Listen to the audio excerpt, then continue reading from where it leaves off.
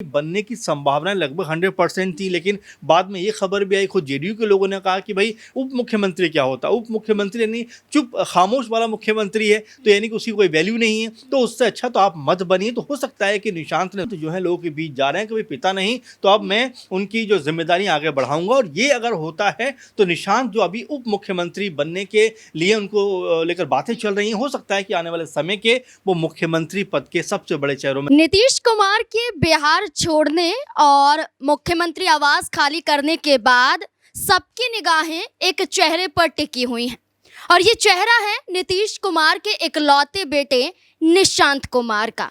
निशांत कुमार अपने पिता नीतीश कुमार के नक्शे कदमों पर हैं। अब क्या निशांत कुमार को लेकर एनडीए में कोई बड़ा फैसला लिया जाएगा? क्या जेडीयू की तरफ से निशांत कुमार को कोई बड़ा पद सौंपा जाएगा? आखिरकार बिहार में कोई भागीदारी निशांत कुमार निभाते हुए नजर आएंगे या फिर नहीं? सिर्फ जेडीयू में शामिल करना ही एकमात्र भर फैसला था। इसी से जुड़े हुए कई सवाल यहाँ पर नजर आते हैं, क्योंकि हाल फिलहाल की बात करें तो 2 एमएलसी सीटों पर चुनाव होने जा रहे हैं और ये सीट है एक मंगल पांडे की, जो विधायक बन जाते हैं और इसके बाद इनकी सीट खाली हो जाती है, इस पे चुनाव होने हैं। इसके बाद राधाचरण शाह हैं जो विधायक बन जाते हैं, इनकी भी विधान परिषद की सीट खाली हो जाती है और इन दोनों ही सीटों पर चुनाव होने जा रहे हैं और ये चुनाव इसी महीने में होंगे। अब इसी के साथ साथ 10 और विधान परिषद की सीटें खाली हो रही हैं, जिसमें नीतीश कुमार की भी सीट है, इसमें सम्राट चौधरी की भी सीट है और कई और सीटें शामिल हैं। तो क्या निशांत कुमार को एमएलसी बनाकर ये पद सौंपा जाएगा? क्या निशांत कुमार को ये जिम्मेदारी सौंपी जाएगी या फिर नहीं? क्योंकि सद्भाव यात्रा पर निशांत कुमार हैं और यात्रा के जरिए माना जा रहा है कि एक लंबी पारी, एक बड़ी पारी खेलने के लिए निशांत कुमार तैयार हो गए हैं। चलिए तमाम सवालों के जवाब खंगालने की कोशिश करेंगे। हमारे साथ हमारे वरिष्ठ सहयोगी अमन सर जुड़ चुके हैं। सर बहुत बहुत स्वागत है आपका। सर कैसे देखते हैं बिहार में अब नीतीश कुमार की इतनी चर्चा नहीं है, सिर्फ और सिर्फ निशांत कुमार को लेकर चर्चा हो रही है। पहले चर्चा ये भी थी कि उप मुख्यमंत्री बनाया जा सकता है, मुख्यमंत्री बनाया जा सकता है, लेकिन इन फैसलों से खुद ही अपने कदम निशांत कुमार पीछे खींचते हुए नजर आए थे। लेकिन अब क्या लगता है, क्योंकि एमएलसी की भी सीटें खाली हो रही हैं, क्या इसमें कोई जिम्मेदारी सौंपकर निशांत कुमार को बड़ा चेहरा बनाया जा सकता है? देखिए बिल्कुल, और ये बात पहले भी उठ के सामने आई थी कि भाई जो निशांत है वो जिस तरीके से पार्टी में एंट्री कर रहे हैं, तो आखिर उनके लिए पार्टी में क्या कुछ होने वाला है। क्या वो राष्ट्रीय अध्यक्ष बन सकते हैं? क्या वो कोई महत्वपूर्ण जो सरकार का विभाग है उसको संभालते हुए नजर आ सकते हैं, यानी कि जो मंत्रिमंडल में वो शामिल हो सकते हैं। लेकिन इन तमाम चर्चाओं के बीच में अब खबर आती है कि फिलहाल तो वो सद्भावना यात्रा पर निकलने वाले हैं और तमाम जगह जाकर प्रचार प्रसार करेंगे, अपनी बातों को साझा करेंगे और जो तमाम कार्यकर्ता जेडीयू के हैं उनके साथ में कम्युनिकेशन करेंगे। तो आप ये बात मानकर चलिए कि देखिए राजनीतिक लिहाज से अगर देखा जाए तो चूंकि निशांत का जो पॉलिटिकल अगर हम बैकग्राउंड देखें तो भले उनके पिता 20 से 21 साल तक लगातार मुख्यमंत्री हैं, लेकिन निशांत खुद में कभी भी राजनीतिक तौर पे एक्टिव नज़र नहीं आए हैं। कभी भी राजनीतिक तौर पे वो चुनावी जनसभाओं को संबोधित करते हुए नज़र नहीं आए, कभी भी जो पार्टी है उसके लिए काम करते हुए नज़र नहीं आए। तो ये कह सकते हैं कि उनको अभी अनुभव नहीं है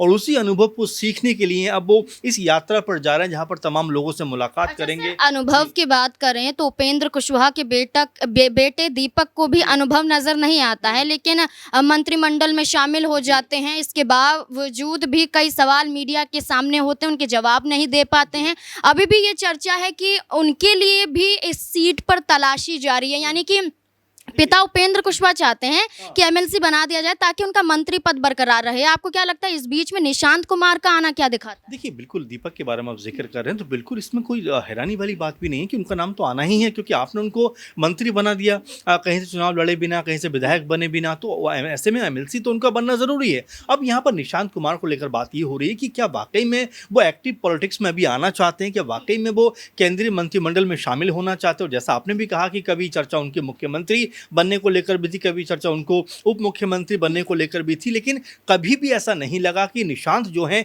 इसके लिए बहुत लालायित हैं, बहुत ज़्यादा उत्सुक हैं। क्योंकि अब आप देखेंगे तो वो पहला उनका जो कार्य है वो ये है कि भाई पहले मैं कार्य क्षेत्र को समझ तो लूँ, पार्टी को समझ तो लूँ, तमाम जो कार्यकर्ता उनकी बात को समझ तो लूँ, उसके बाद हो सकता है निशांत जो है वो आगे कदम बढ़ाते हुए दिखाई पड़ेंगे। क्योंकि देखिए उनका किसी भी पद पर जाना कोई बहुत महत्वपूर्ण अहम बात नहीं, क्योंकि उनकी पार्टी लगभग 85 विधायकों वाली पार्टी है। तो ऐसे में जो पद भी वो चाहेंगे वो उनको मिलता हुआ दिखाई पड़ेगा। लेकिन जिस तरीके से वो अब ये समझने का प्रयास कर रहे हैं कि भाई ज़मीनी स्तर पर उतरा जाए, लोगों से कम्युनिकेट किया जाए, जो कार्यकर्ता हैं उनकी बात को समझकर कोई बड़े फैसले किए जाएं। क्योंकि देखिए अभी जैसा मैं शुरू में आपसे कह रहा था कि अनुभव उनके पास नहीं है और उस अनुभव को वो लेना चाहते हैं, इसीलिए लगातार ज़मीनी स्तर पर जाकर लोगों से कम्युनिकेट करना चाहते हैं। इसीलिए शायद मुझे ऐसा लगता है कि मंत्रिमंडल में वो शामिल नहीं हुए, क्योंकि आपको भी याद होगा, तमाम दर्शकों को याद होगा कि उनके उप मुख्यमंत्री बनने की संभावना लगभग 100% थी। लेकिन बाद में ये खबर भी आई, खुद जेडीयू के लोगों ने कहा कि भाई उप मुख्यमंत्री क्या होता, उप मुख्यमंत्री यानी चुप खामोश वाला मुख्यमंत्री है, तो यानी कि उसकी कोई वैल्यू नहीं है, तो उससे अच्छा तो आप मत बनिए। तो हो सकता है कि निशांत ने सोचा हो कि भाई अभी अपने आप को मजबूत किया जाए और आने वाले समय में, क्योंकि अभी सहयोगी दल हैं, हो सकता है आने वाले समय में जेडीयू पूरी सीटों पर चुनाव लड़ती हुई दिखाई पड़े और यहाँ पर निशांत जो है मुख्य चेहरा बनते हुए नजर आ जाए। बिल्कुल, निशांत कुमार को लेकर यही कहा जा रहा है कि अभी भी नीतीश कुमार के बाद निशांत कुमार मुख्य चेहरा हो सकते हैं, लेकिन मुख्यमंत्री सम्राट चौधरी बन जाते हैं, बीजेपी का बड़ा चेहरा। और बिहार में जिसने पगड़ी उतारने की कसम खाई थी नीतीश कुमार को हटाने की, ये कसम कहीं ना कहीं पूरी हो जाती है। लेकिन नीतीश कुमार को लेकर जेडीयू के अंदर से ही कई बड़े ये सवाल खड़े हुए थे कि अगर आप अपने बेटे को आगे नहीं करेंगे तो एक तरह से जेडीयू का जनाधार भी कम होता हुआ दिखाई देगा। क्या लगता है कि अगर अब भी निशांत कुमार को आगे नहीं किया गया तो क्या वाकई जेडीयू बिखरती हुई नजर आ सकती है? देखिए नाज़मीन, एक बात समझना पड़ेगा कि जिस तरीके से नीतीश कुमार ने 20-21 साल तक मुख्यमंत्री के ओहदे पर रहकर कार्य किया, अब यहाँ से उनके बेटे को अगर एकदम से जिम्मेदारी मिल जाती तो शायद वो जिम्मेदारी उस लेवल पे नहीं संभाल पाते। क्योंकि देखिए अनुभव बहुत महत्वपूर्ण होता है, बहुत अहम होता है। उसी को तलाशने के लिए, उसी के मायने कहीं ना कहीं पता करने के लिए जो निशांत हैं वो लगातार लोगों से मिलने का प्रयास करें। जैसा आपने कहा कि बिल्कुल यहाँ पर अब नीतीश के बिना निशांत को यहाँ पर अपनी छवि बनानी है, अपने आप को मजबूत करना है, लोगों के बीच लेकर जाना है। क्योंकि देखिए जिस तरीके से नीतीश कुमार की उम्र भी अब लगभग 75 के पार होती हुई दिखाई पड़ रही है, तो ऐसे में अब अगर सीरियस पॉलिटिक्स में अगर निशांत की यहाँ पर एंट्री हुई है तो उनको भी सीरियसली तरीके से लोगों के बीच जाना पड़ेगा, काम करना पड़ेगा, कम्युनिकेट करना पड़ेगा और जो भी संभावना उनको तलाशना पड़ेगा। क्योंकि उनको भी पता है कि देखिए पिता का एक ओहदा, एक ऑरा जो है वो अलग किस्म का रहा है। मजबूत छवि के नेता नीतीश कुमार रहे हैं, लेकिन क्या निशांत के अंदर वो गुण हैं, क्या निशांत के अंदर वो राजनीतिक ललक है, क्या वाकई में जो निशांत है वो अपने पिता के नक्शे कदम पर चलते हुए नजर आ सकते हैं? इन तमाम संभावनाओं को तलाशने के लिए ही शायद वो जमीन पे जा रहे हैं। क्योंकि बहुत सारे जो लोग थे वो इस बात से भी खफा होगा जेडीयू के कि भाई नीतीश कुमार को इस तरह से इस्तीफा नहीं देना चाहिए था, उनको ही देखकर हमने वोट दिया था, अब अगर वो चले गए हैं तो एक नाराजगी भी कहीं ना कहीं दिखाई पड़ती है। इसी मद्देनजर निशांत जो है लोगों के बीच जा रहे हैं कि भाई पिता नहीं तो अब मैं उनकी जो जिम्मेदारी आगे बढ़ाऊंगा। और ये अगर होता है तो निशांत जो अभी उप मुख्यमंत्री बनने के लिए उनको लेकर बातें चल रही हैं, हो सकता है कि आने वाले समय के वो मुख्यमंत्री पद के सबसे बड़े चेहरों में से एक होते हैं। बिल्कुल, पिता नहीं तो बेटे ने ये जिम्मेदारी निभाई है। और ऐसे में जो शुरुआत में कहा गया कि एमएलसी पद पर चुनाव होने जा रहे हैं, तो 12 मई को 2 सीटों पर चुनाव होंगे, जिसमें मंगल पांडे की जगह सूर्य कुमार शर्मा को आगे किया है, तो वहीं राधाचरण शाह की जगह कन्हैया प्रसाद को आगे किया गया है।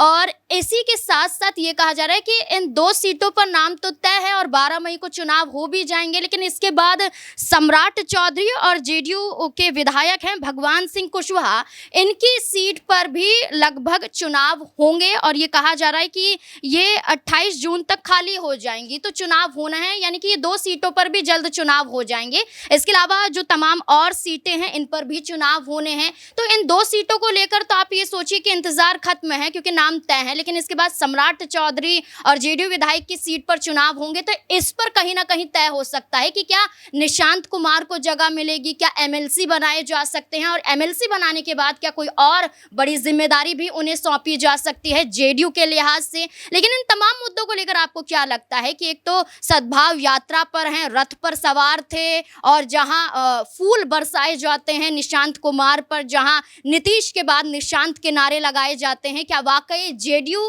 की कमान भी संभाल सकते हैं और साथ ही साथ बिहार की भी कमान संभालने के लिए क्या अब तैयार नजर आ रहे हैं निशांत कुमार? आपको क्या लगता है इस पूरे मुद्दे को लेकर? अपनी राय कमेंट सेक्शन में जरूर दें।